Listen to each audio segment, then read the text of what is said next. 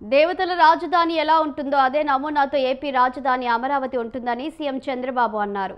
రాజధాని కోసం రైతులు 33,000 ఎకరాలు స్వచ్ఛందంగా ఇచ్చారని, పవిత్ర కార్యక్రమానికి రైతులు సహకరించారని అభినందించారు. అమరావతిలోని వెంకటపాలెంలో వెంకటేశ్వర స్వామి ఆలయ విస్తరణకు సీఎం చంద్రబాబు భూమి పూజ చేశారు. 260 కోట్లతో 2 దశల్లో పనులు చేపట్టనున్నారు. ఆలయ ప్రాకారం, మహారాజ గోపురం, ఆంజనేయ స్వామి ఆలయాలను నిర్మించనున్నారు. మాడవీధులు, అన్నదాన కాంప్లెక్స్ నిర్మాణాలకు సీఎం శంకుస్థాపన చేశారు.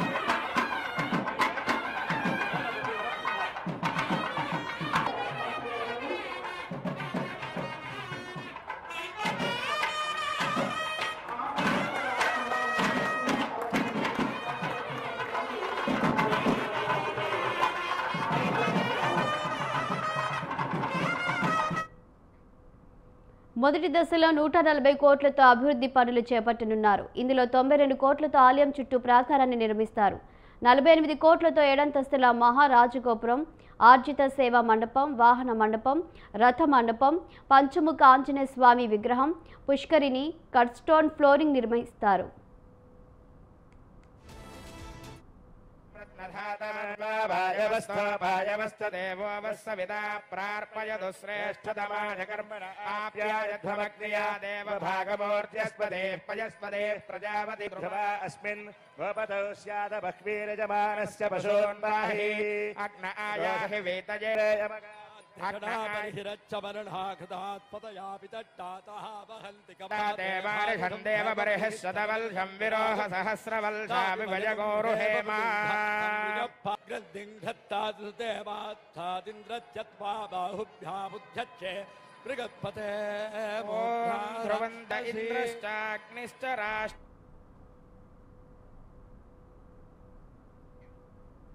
రెండో దశలో శ్రీవాలి ఆలయం, మాడవీధులు, అప్రోచ్ రోడ్డు, అన్నదానం కాంప్లెక్స్, యాత్రికులకు విశ్రాంతి భవనం, అర్చకులు, సిబ్బంది క్వార్టర్స్, రెస్ట్ హౌస్, పరిపాలన భవనం, ధ్యాన మందిరం, వాహనాల పార్కింగ్ వంటి పనుల్ని చేపడతారు.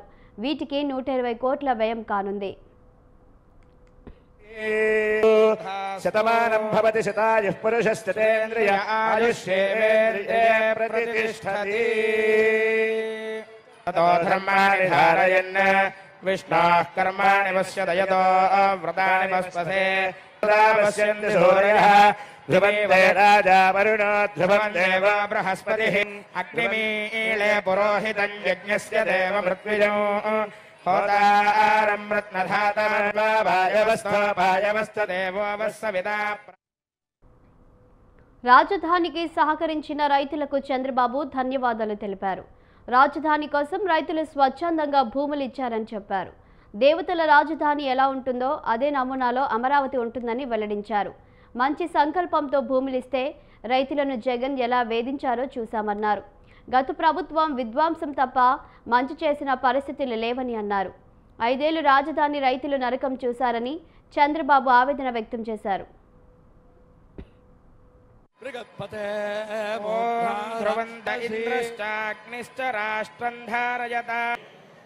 పోయిన ప్రభుత్వం విధ్వంసం తప్ప ఏమి మంచి చేసిన సందర్భాలు లేవు.